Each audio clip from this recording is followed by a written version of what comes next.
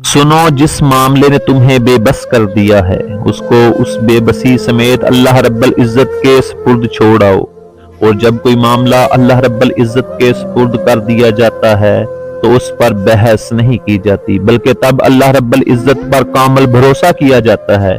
फिर तो बस बड़े अदब से हाथ फैलाए जाते हैं और इल्तिजा की जाती है, फिर तो मुस्कुराते हुए अश्कों के दरिया बहा दिए जाते हैं। अल्लाह रब्बल इज्जत फरमाते हैं कि जब किसी काम का इरादा कर लो तो मुझ पे भरोसा रखो। अल्लाह रब्बल इज्जत ने ये तो नहीं कहा कि तुम रास्तों की फिक्र करो या वसीलों का हिसाब रखो। हाँ, सबसे ज्यादा हैरान कुन मोजज़े सबसे मायूस कुन लम्हात में ही होते हैं। जो पल सब्र आजमाते हैं वही पल कबूलियत के होते हैं। जब दुआओं और चाहतों का मुहाफ़िज़ तुम्हारे साथ है तो फिर मंजिल की फिक्र कैसी।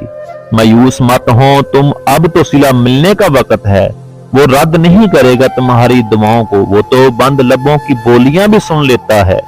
और तुम्हें लगता है कि तुम्हारे पकारते लब पकारते रह जाएंगे। याद रखो, अल्लाह रब्बल इज्जत की ज़ाते अक़दस सरापाए मोहब्बत है। वो अपने बंदों से 70 माओं से ज्यादा मोहब्बत करता है। वो मंजर नगाहों को मौजज़ों से कभी महरूम नहीं रखता। रद्द करना उसकी शान का हिस्सा नहीं। इरशाद बारी ताला है, तू गम ना खा, बेशक अल्लाह तुम्हारे साथ है। तुम्हारी परेशानी कितनी छोटी है और तुम्हारा रब कितना बड़ा है। बस इसी बात पर यकीन रखो और अल्लाह तबारक व तआला पर भरोसा रखो। इंशाअल्लाह अल्लाह रब्बल इज्जत आपको किसी मैदान में मायूस नहीं करेगा।